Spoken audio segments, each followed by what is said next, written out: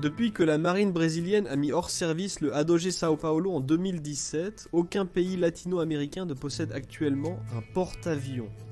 Mais l'Argentine a également eu ce type de navire. Le Armada de la República Argentina 25 de Mayo et le Armada de la República Argentina d'Independencia. Donc dans cette vidéo, nous verrons un peu de l'histoire des porte-avions de ces deux pays. Et aussi comment le Chili et le Pérou ont été intéressés à un moment donné à avoir des navires de ce type, et ont même fait des démarches pour en posséder un. Bienvenue dans une nouvelle vidéo de Monde de Navigation.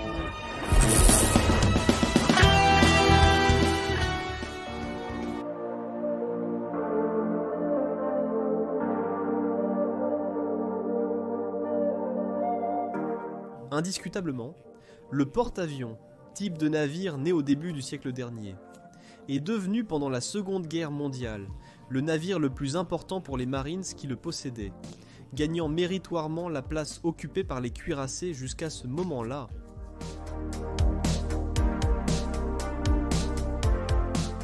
Après la guerre, la possession de ce type de navire a été pratiquement monopolisée par la Grande-Bretagne et les États-Unis, et de nombreux alliés du bloc occidental ont bénéficié des restes britanniques et américains, comme les Pays-Bas, l'Australie, le Canada et la France, entre autres, mais l'Argentine et le Brésil ont également pu acquérir des navires de ce type. L'aviation navale argentine a été créée dans les années 20 et a connu un développement notable au cours de ses 10 premières années d'existence. En 1931, elle a pu disposer de ses premiers avions embarqués, qui étaient initialement deux hydravions Boot Corsair U-2U, qui opéraient depuis la catapulte des croiseurs 25 de Mayo et Almirante Brown, récemment construit en Italie. En 1942, la marine, dans ses exigences, voulait avoir un porte-avions, et l'année suivante, ils ont autorisé l'achat. Cependant, la situation internationale, découlant de la Seconde Guerre mondiale, retarderait pendant de nombreuses années les aspirations argentines. Au début de 1957, la Grande-Bretagne a proposé à l'Argentine de lui vendre un porte-avions de la flotte de la classe Illustrious, ou un léger de la classe Majestic, le Magnificent. Mais tous deux, n'ayant pas été modernisés, et n'ayant pas reçu les améliorations introduites sur ce type de navire dans les années 50, n'étant pas attrayants, en comparaison avec le Her Majesty's Ship, et se trouvait en cours de modernisation aux Pays-Bas. Cependant, l'opportunité attendue est arrivée l'année suivante, lorsque la Royal Navy britannique a mis le porte-avions Warrior en réserve, et le premier pays auquel elle l'a offert était l'Argentine. Il avait commencé sa construction en 1942 à Belfast, et a été achevé en 1946. Il a d'abord été livré à la Marine royale canadienne pour être utilisé en prêt temporaire, jusqu'à ce qu'au début de 1948, il retourne en Grande-Bretagne, et en 1950, il est utilisé dans la guerre de Corée. En 1952, il a subi une modernisation partielle, et des années plus tard, il a aidé à l'évacuation des réfugiés du nord du Vietnam, avant de retourner dans les eaux britanniques pour poursuivre sa modernisation, passant en réserve, jusqu'à ce que le 4 juillet 1958, il a été acheté par l'Argentine et rebaptisé Armada de la República Argentina Independencia.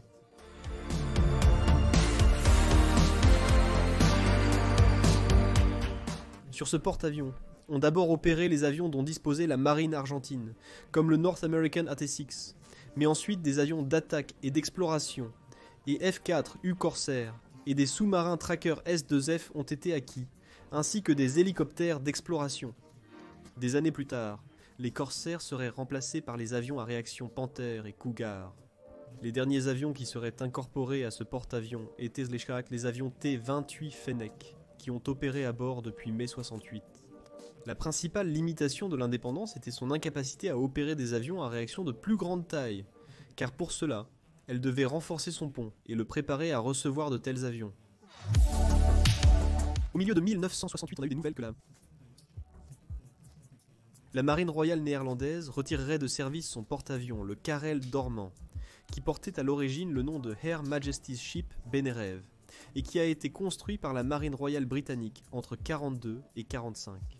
Bien qu'il ne soit pas neuf, il avait l'avantage par rapport à l'indépendance d'avoir un meilleur équipement électronique et, plus important encore, il disposait d'une catapulte à vapeur et d'un pont d'envol renforcé, capable d'opérer des avions à réaction et de poids plus lourds.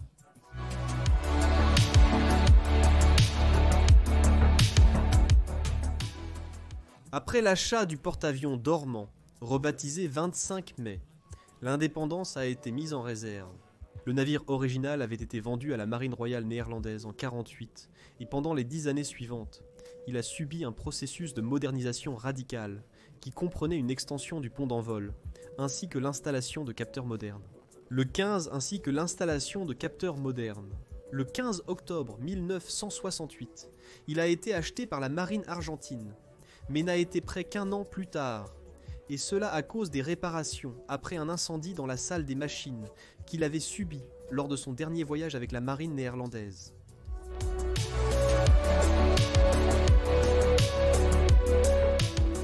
Le groupe aérien était initialement composé d'avions anti-sous-marins, S-2E Tracker, et d'hélicoptères S-61 Sea King. Comme fait très curieux, lors du voyage vers l'Argentine, la firme britannique Hacker Siddeley a effectué des démonstrations sur son pont, avec un avion Vistol Harrier Mk. 1 mai, en tant qu'avion de la marine, il a fini par opter pour les chasseurs bombardiers A4B Skyhawk, qui ont été reçus en janvier 1972 par le porte-avions lui-même de Mayport en Floride. En 1978, la marine argentine a acquis en France 14 chasseurs bombardiers, Dassault Breguet Super Étendard, et parmi les armes qui l'équipaient se trouve le missile anti-navire AM-39 Exocet. Ces avions ont commencé à arriver en Argentine à la fin de 81. Et au début du conflit des Malouines, seulement 5 d'entre eux avaient été reçus, chacun avec un missile Exocet. Et ils n'opéraient pas encore depuis le porte-avions, car les modifications nécessaires pour l'agrandir n'avaient pas encore été terminées. En plein conflit des Malouines, et après que le croiseur général Belgrano ait été coulé le 4 mai 1982, ce porte-avions a été replié au port, et les avions du 25 mai ont continué à opérer depuis la Terre. Une fois le conflit terminé, le 25 mai a continué les modifications pour faire fonctionner les super-étendards, qui comprenaient une augmentation de la piste de vol pour charger 2 avions supplémentaires. En avril 1983, il a pu effectuer des opérations avec ces nouveaux avions. Sa dernière navigation opérationnelle a eu lieu entre février et mars 88, effectuant une formation en mer, avec le groupe aéronaval embarqué. Et depuis le milieu de cette année, le 25 mai, il est devenu inopérant en raison de limitations dans la propulsion. Par la suite, en 1990, un contrat a été signé avec la firme italienne Fincantieri, qui serait chargée de remotoriser le navire, mais finalement ce projet a été annulé. Le 1er février 1997, il a été définitivement retiré du service, et après avoir été vendu lors d'une vente aux enchères publiques en janvier 1999, il a été remorqué jusqu'en Inde pour être démantelé.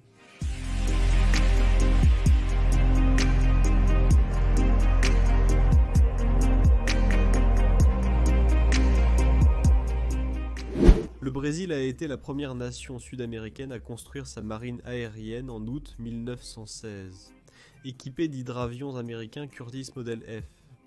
Avec la politique de réduction progressive de la force navale mise en œuvre par la Grande-Bretagne dans les années 50, le Brésil en a profité pour acheter le Her Majesty's Ship Vengeance, qui après une grande modernisation, entrerait en service sous le nom de Minas Gerais, en décembre 1960. Celui-ci avait été construit par Swan Hunter entre 42 et 45 pour la Royal Navy britannique. Il a participé brièvement à la Seconde Guerre mondiale, transféré à la flotte du Pacifique basée à Hong Kong. En 1952, pendant la guerre de Corée, il a été utilisé comme transport de troupes. Malgré l'atteinte de l'objectif d'obtenir un porte-avions, la marine brésilienne a dû faire face à un problème inattendu. Cela est survenu à la suite d'un absurde conflit avec l'armée de l'air, concernant qui serait en charge des avions opérant depuis son pont. En conséquence, depuis la fin de sa modernisation jusqu'en 1963, le navire était sans avion. Pour essayer de résoudre cela, le gouvernement a décidé que les aéronefs à voilure fixe seraient contrôlés par l'armée de l'air, et ceux à voilure tournante, c'est-à-dire les hélicoptères, par l'aviation navale. Ensuite, la marine a créé la force d'aviation navale, avec un groupe aéronaval embarqué, et 6 avions d'entraînement ont également été achetés. T-28 hélicoptères, SH-34, JC-BAT et avions S-2 à tracker. En l'année 84, le gouvernement brésilien a annoncé ses plans pour acquérir 12 chasseurs bombardiers A4 Skyhawk pour le ménageret. Mais cela ça a été rejeté l'année suivante car les ressources pour l'achat d'avions étaient destinées au développement du projet italo-brésilien Aeromacchi Embraer X entre 90 et 91 et 93, il a été à nouveau modernisé. Et ce n'est qu'en 1997 qu'un escadron de 20 A4 Skyhawk, désigné AF-1, a été acquis au Koweït par la marine.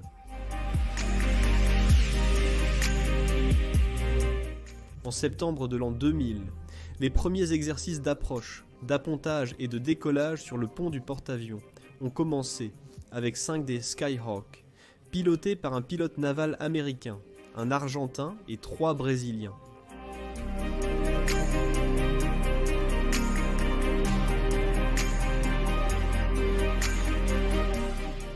Avec l'arrivée de la nouvelle acquisition, le porte-avions Sao Paulo, en février 2001, la marine brésilienne a déterminé le retrait rapide du service du Minas Gerais.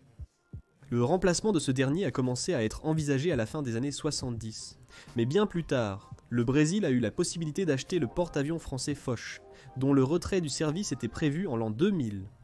Il avait servi dans la marine nationale française depuis son lancement en 1959.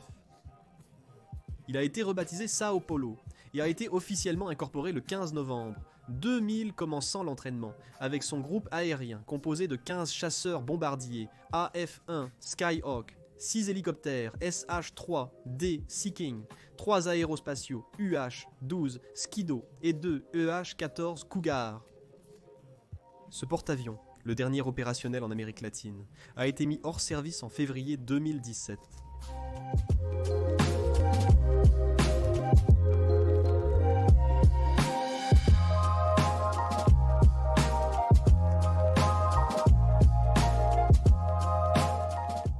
En octobre 1956, les journaux de Valparaíso ont publié des nouvelles sur les intentions de la marine chilienne d'acquérir un porte-avions aux États-Unis.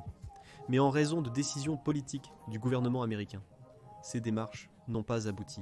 Le prochain effort connu de la marine chilienne pour obtenir un porte-avions a eu lieu en 1966.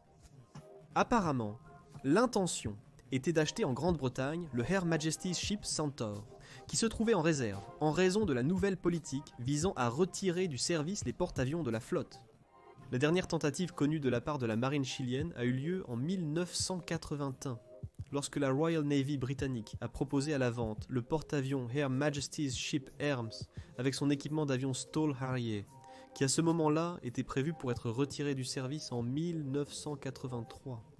Mais cet achat a été interrompu, car ce serait un budget très important, non seulement pour l'achat du porte-avions, mais aussi pour les coûts élevés d'une flotte complète pour opérer dessus. Face à l'impossibilité d'acheter le Hermes, la marine chilienne a définitivement perdu sa chance lorsque l'Inde a acheté ce porte-avions en avril 1986, à un coût de 25 millions de dollars, plus son groupe aérien de Sea Harriers pour 60 millions de dollars de plus.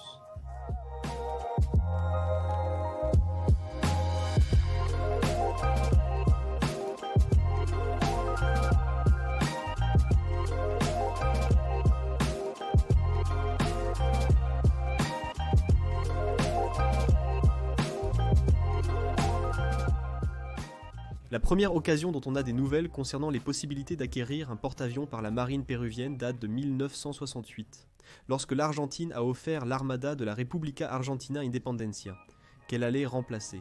Mais cet achat a été rejeté dans son remplacement. Mais cet achat a été rejeté à l'époque, en raison des limitations qu'il avait pour faire fonctionner des avions modernes et de l'ancienneté de ses équipements. La modernisation serait très coûteuse. De 1976 à 1978, le Pérou menait des discussions avec le ministre britannique de la Défense pour l'achat du porte-avions Her Majesty's Ship Bullmark, comme plateforme pour faire fonctionner les avions Harrier. L'offre du Bullmark était attrayante, et malgré les intentions sérieuses de la marine péruvienne d'acheter le Bullmark, ce qui a annulé tous les progrès réalisés a été la décision des autorités britanniques elles-mêmes, qui, changeant d'idée, ont décidé de ne pas vendre ce navire et de le transformer en porte-hélicoptère anti-sous-marin, et de le réactiver pour leur force.